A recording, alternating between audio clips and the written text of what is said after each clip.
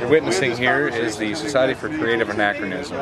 It's a nonprofit education organization focused on the Middle Ages, pre-17th century. We actually do armored combat, as was done back in the day.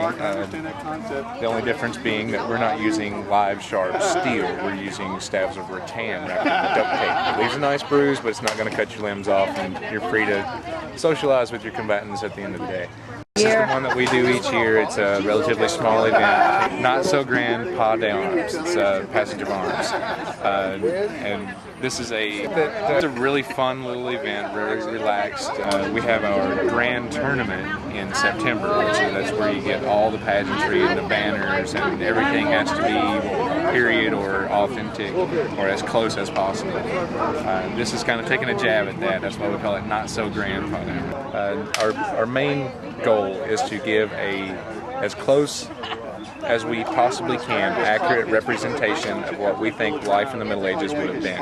It's a rare organization because you'll have people doing early Danish, what you might call the Vikings, sitting down next to someone in 15th or 16th century English, and it not seem out of place to us, whereas it definitely would not have happened that way in history. But that's what classifies us more as a recreation group rather than a reenactment group. There's something for everyone to do. There's the armored combat. We've got different arts and sciences. People do casting, woodworking, leatherworking, cooking. My name in the SCA is Lady Hildegunde von Bieber. And my persona is 13th century German. I did German feast last year, but this year I wanted to do something different. I'm serving a Mediterranean feast, kind of a time travel through the Mediterranean area. I'm doing ancient Roman, ancient Greek, and 13th century Andalusian. The Andalusian area of Spain during that time, occupied by Muslims. So we're doing, for Roman, we're having the chicken with the sweet and sour sauce, and having this bread with olives and cheese and herbs, and then we're doing green beans with chickpeas, and they have wine in them, and then I'm doing carrots with cumin and oil.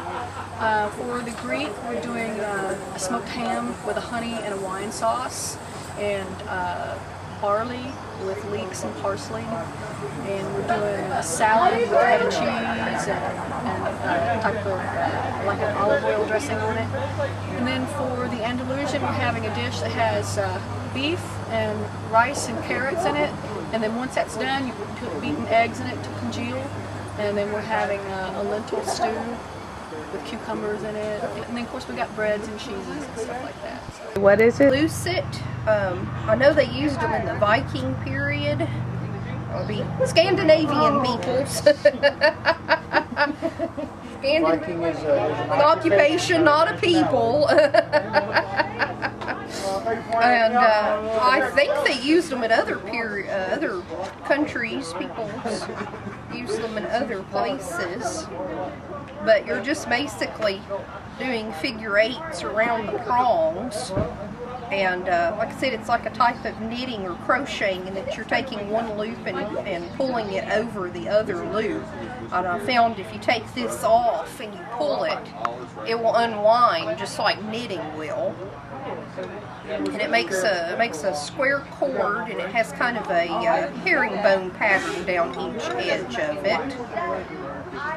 And I bought this lucet at our Gulf Wars big event down in Mississippi. It's made out of rosewood. I've been in the SCA about 5 years this past January, and so I got in the SCA, and it's like, well, you can't buy this stuff, so I better learn to make it. And I started out making commercial, buying costume patterns.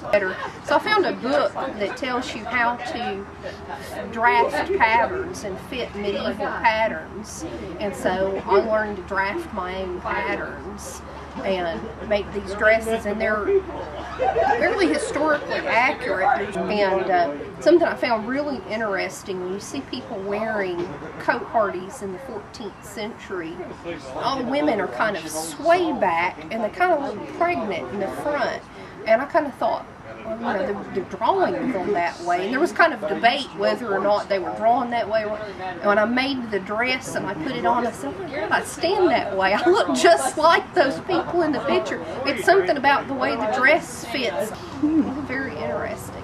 But I make my husband's clothing as well.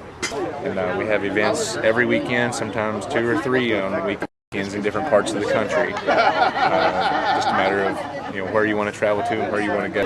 We invite anybody and everybody. Come on out. We got something for all age groups, all walks of life. It doesn't matter who you are, what you do for a living. You're more than welcome to come out and play. And there's something for you to do. Go and tell your knights, boys, if you want to learn to fight. He'll cave in half your helmet and he'll say the blow was light. You use that blow in tourneys and you gain yourself some fame. Then your knight comes back to practice and he takes you out again. And it's knights, boys, knights, it's knights we ought to be. Knights, boys, knights, by His Majesty's decree. The sword and the shield and the whipping boys are we. Oh, it's great to be a squire, but it's knights we ought to be. The populace may wonder why we're eager to be knights, to take on peerage status and the belt that's colored white. The answer is too obvious, even to discuss. For anyone with eyes can see they're better off than us. And it's knights, boys, knights, it's knights we ought to be. Knights, boys, knights, by His Majesty's decree. The sword and the shield and the whipping boys are we. Oh, it's great to be a squire, but it's knights we ought to be. Yes, it's great to be a squire, but it's knights we ought to be. Woo!